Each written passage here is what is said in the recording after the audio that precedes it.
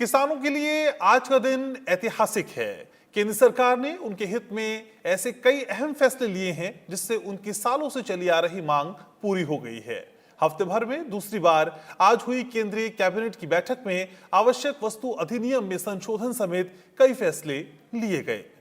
प्रधानमंत्री नरेंद्र मोदी की अध्यक्षता में केंद्रीय कैबिनेट की आज अहम बैठक हुई, जिसमें किसानों के हितों से संबंधित कई महत्वपूर्ण फैसले लिए गए।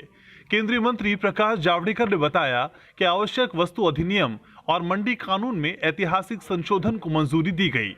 इसके अलावा किसान उपज व्यापार वाणिज्य संवर्धन और सरलीकरण अध्यादेश से देश वन नेशन वन मार्केट की दिशा में आगे बढ़ेगा। किसानों की सुविधा के लिए पर्यावरण नियामकों को भी इसके तहत आसान बनाया गया है। इससे ज्यादा कीमतों की गारंटी पर कृषि उपज किसानों को बेचने की आजादी मिली है। अनाज, तेल, तिलहन, दाल, प्याज, आलू ऐसी वस्तुएं इसेंशियल कमोडिटीज एक्ट से बाहर कर दिए गए। अब किसान को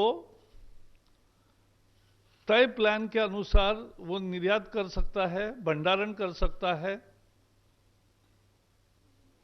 ये सब सहूलतें उसको मिलेगी।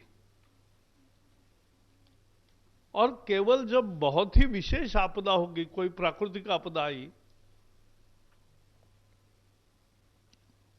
या अत्यधिक महंगाई हो गई या कोई युद्ध हो गया, इस तरह का कोई कारण है बड़ा, तो ही ये बंधन फिर लग सकते, नहीं तो लगाने की जरूरत नहीं है। और इसलिए किसानों की ये मांग 50 साल से थी,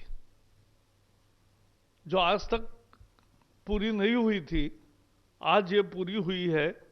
किसानों के हित में लिए गए कैबिनेट के फैसलों के बारे में जानकारी देते हुए केंद्रीय कृषि मंत्री नरेंद्र सिंह तोमर ने बताया कि केंद्र सरकार ने किसानों को बड़ी राहत देते हुए अब उन्हें अपने राज्य के बाहर भी फसलों को बेचने की इजाजत दे दी है।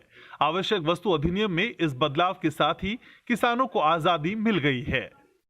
किसान पर जो अपने उत्पादन को बेचने के लिए प्रतिबंध लगे थे, उन प्रतिबंधों से पूरी तरह मुक्त किया जा रहा है। मंडियां रहेंगी, राज्य का एपीएमसी एक्ट रहेगा, लेकिन एपीएमसी की परिधि के बाहर जो सारा क्षेत्र है, चाहे वो किसान का घर ही क्यों ना हो, उस घर में जाकर भी कोई कंपनी, संस्था, processing industry, FPO, cooperative sector के समूह, कोई भी जाकर उसको उत्पादन का उचित मूल्य देकर वहां से माल खरीदेगा। मंडी की परिधि के बाहर पूरा ट्रेड एरिया होगा जहां पर ट्रेड हो सकती है, और इस खरीद और बिक्री पर किसी भी प्रकार का कोई टैक्स किसी सरकार का नहीं होगा, कानूनी बंधन किसी भी प्रकार का नहीं होगा। केंद्रीय कैबिनेट ने देश में निवेश को बढ़ावा देने के लिए मंत्रालयों और विभागों में शक्ति प्रदत्त सचिव समूह के गठन को भी मंजूरी दे दी है। केंद्रीय कैबिनेट ने कोलकाता पोर्ट ट्रस्ट का नाम श्यामा प्रसाद मुखर्जी पोर्ट ट्रस्ट किए जाने को भी मंजूरी दी है। नवविक्रम सिंह, राज्यसभा टीवी।